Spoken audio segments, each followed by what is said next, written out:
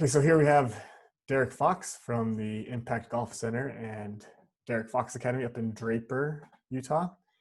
And so welcome, Derek. Why don't you introduce Thank you. yourself here? Yeah, awesome. Yeah, so I own it's about a 9,000 square foot indoor golf facility in Draper. We got 6 simulators, we use TrackMans, video, do lessons here. We're kind of known in the state as kind of the premier club fitting specialists.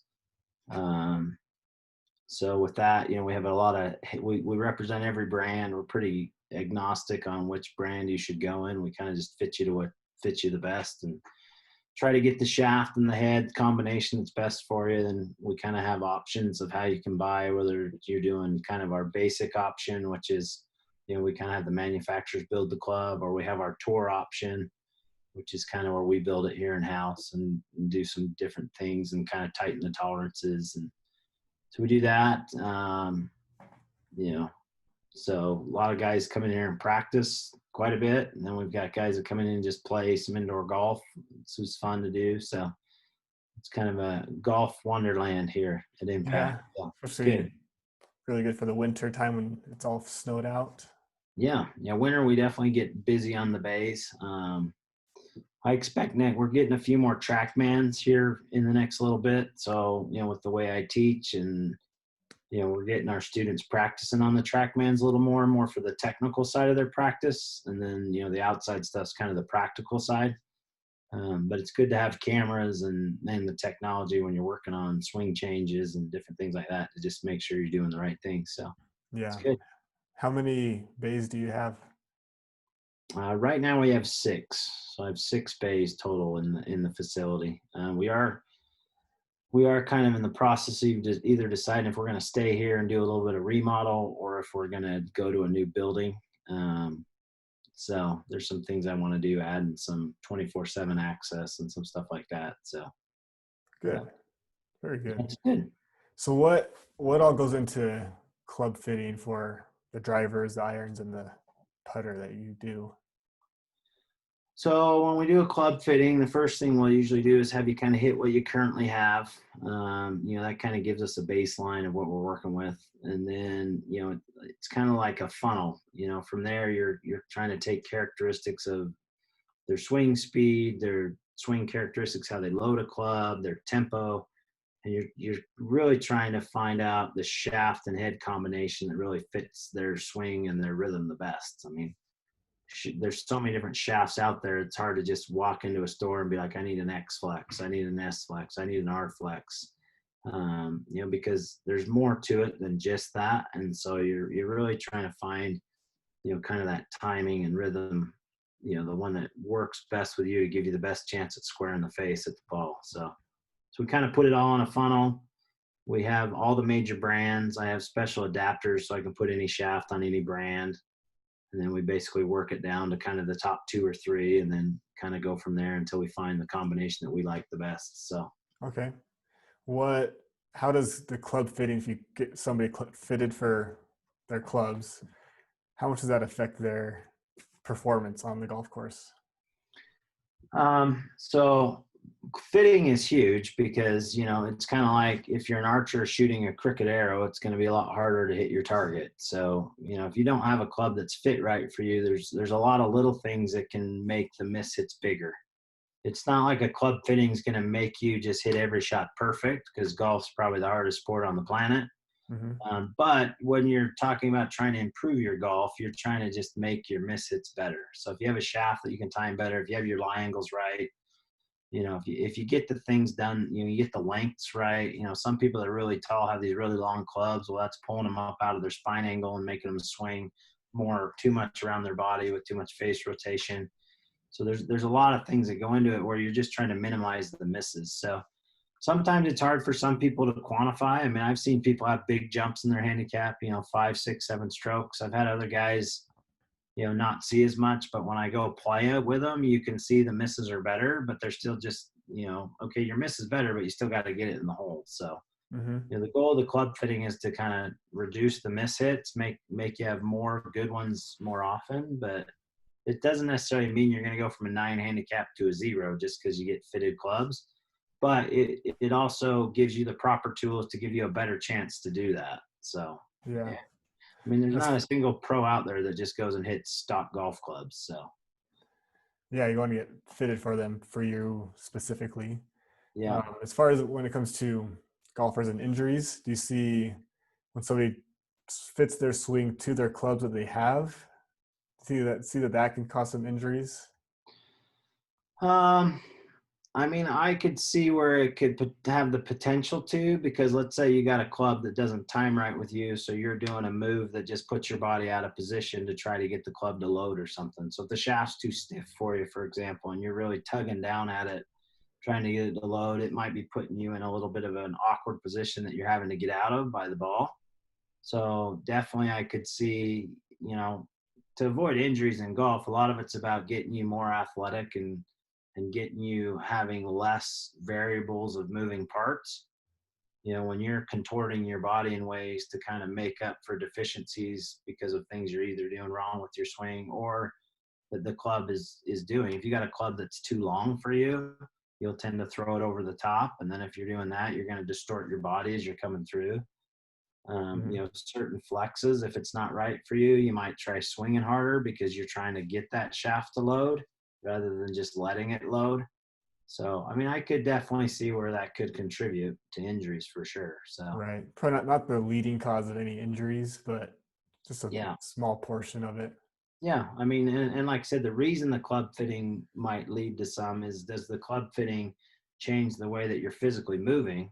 The physical movement's what would create the injury. But if you got better fit for your clubs, could you maybe improve the physical movement so that you didn't actually risk the injury? So, Yeah. As far as your academy and coaching the swing, what are some of the most common swing characteristics or issues that you see that amateur golfer has that you try to help him swing out of or train him out of? I mean, one of the biggest processes I go through is, one, I try to get my golfers to understand what athleticism means for golf. It's fairly easy to do in tennis and baseball and basketball. You say get in an athletic stance, and people kind of naturally do that. But because we're trained on all these other sports that are played more in the air to be more upright, I see most people go to hit a golf shot, and instead of bending at the right posture to play a sport that's on the ground, they try to just bend their knees lower to get to the ground. And that really takes you out of your athleticism and makes your arms have to be kind of the engine of the swing. And what I Mhm. want to do is get the body the engine of the swing and get the arms to kind of follow. So that's one of the biggest things. And then, we teach a lot here about how to use the ground. The ground, if you use the ground really well, you use your feet really well, you really can get the body working the right way Yeah. and work them more together. And so that's, a lot of what we work on here. So I want Right. gradual rotation of the face. One of the biggest injuries I see in golf is tennis elbow. Hmm. A lot of people get tennis elbow because they're dragging the face too open going into impact, and then they're like snapping out of it. So they're putting a lot of extreme force on their forearm as they're getting through impact. And so that's a big injury that you see a lot in golf. Yeah, it is. The elbow and the shoulder, especially. Yeah. Um, so you coach people using the ground to gain that kinetic force to go from the ground through your body through to the golf club to the ball itself, and Yep. that's I think where a lot of people lose it in, especially as an amateur and just trying to get into it. Yeah. You can if you train your players and everybody to use the ground to their advantage, then it helps a lot. Yeah. Yeah. I mean, what we're really finding in modern day teaching is, and the main two things I'm focusing on with students is ground and grip. If you can learn to control the ground, you can learn to control the body movements better. If you can learn to control the grip, you can learn to control the club face. So really, you can be a pretty good golfer if you can just get pretty good at controlling those two things. You can get into a basic swing that can play pretty good, and then from there you do small changes based on preferred ball flight, Hmm. different things like that. But those are kind of the key. A lot of people are so focused on what their hips are doing, and it's like if you actually work the ground right, the hips work right. Yeah. They're so focused on what the club head's doing, and it's like you don't really have a physical connection to the club except through the grip. So if you can learn how you need to control the grip to get it down there, you can make that result in controlling the club face. So we kind of try to break it down. It's about the last year I've been really focused on trying to get my students really good at understanding those two concepts mostly, Mhm. and then kind of tweaking positions. And we've had a lot of good success coming out of here the last 2 years with our junior clients, and our one of my amateur clients just won the Utah Golfer Player of the Year this Mhm. year. We had the 6A state champion this year, so it's been a good year, and shows what we're preaching here is working, and Yeah. people are catching on to it. So Yeah. Yeah. What, as a club fitting and coach, a lot of people are wanting to try to hit the ball farther. How do you do that as a coach and club fitting properly? So, yeah, I mean, a lot of it from the fitting side, it's just looking at your numbers and seeing where the numbers are off. It's not, you can't necessarily go get a club fitting that's going to increase your club speed by, I mean, obviously that's a number one way to hit it farther is to get to swing faster. A lot of times that's not even something we can do in a fitting or in a lesson to a massive extreme. I mean, that's something where Mhm. it requires, we're adding some fitness stuff in here as well in the Yeah. next year, and it requires building the right muscles to use the ground better, and so it's kind of tough. The club fitting side of it, though, you can increase distance if numbers are off, if your spin rates are wrong, if your attack angles are wrong, if you've got a shaft that just doesn't time up well, so you're not maximizing your speed at the ball. So we usually do see people that come in that have never been fit before. We'll usually see them with about a 10 to 20 yard gain on the driver, and then a lot of times on the irons we'll get even more than we expect to because of some of the technology that's in the irons. But if you got a guy that's got three, high three, low four spin rate, and you can with fitting get him into the high twos, low threes, he'll pick up 10 to 15 yards on that. Yeah. So that's kind of what you're doing there. And then with the lessons, if you can get them learning how to use dynamic loft, compression, get their swing to where they're hitting it in the center of the face more often, that usually increases a little bit too. But, then other than that, you got to go build speed. I mean, old school teaching was swing at 80%. I tell my kids, like, watch the tour guys hit. They don't look like they're swinging at 80%. But Right. one of the reasons that's changed is because they understand the ground, they understand getting the club in position early, and so they can deliver it faster with less margin of error. Whereas old school teaching, you kind of drug the face a little longer. It was more open, and you kind of had to time the rotation as you went through the shot. So that's harder to do at a faster speed. So, but Yeah. And so getting all those fitted together and then working on their swing, get all the techniques right, and then adding you said you're adding the fitness to your facility next year, and that's, I think, would help a lot.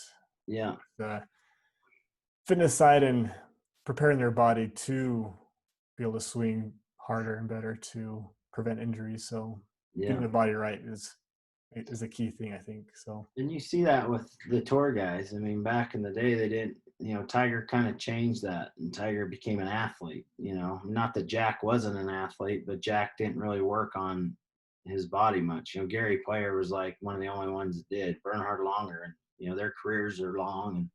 And one of the goals I think for amateurs from the fitness side is to obviously it would be nice to increase your speed, but the other thing is just to make it so you can play without pain.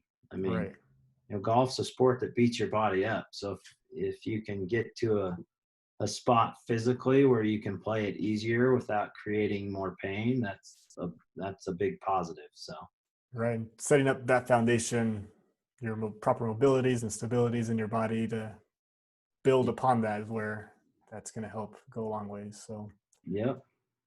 well, thanks, So Derek, for taking your time and sharing your knowledge with us, and look yeah, you forward to bet. seeing your facility grow.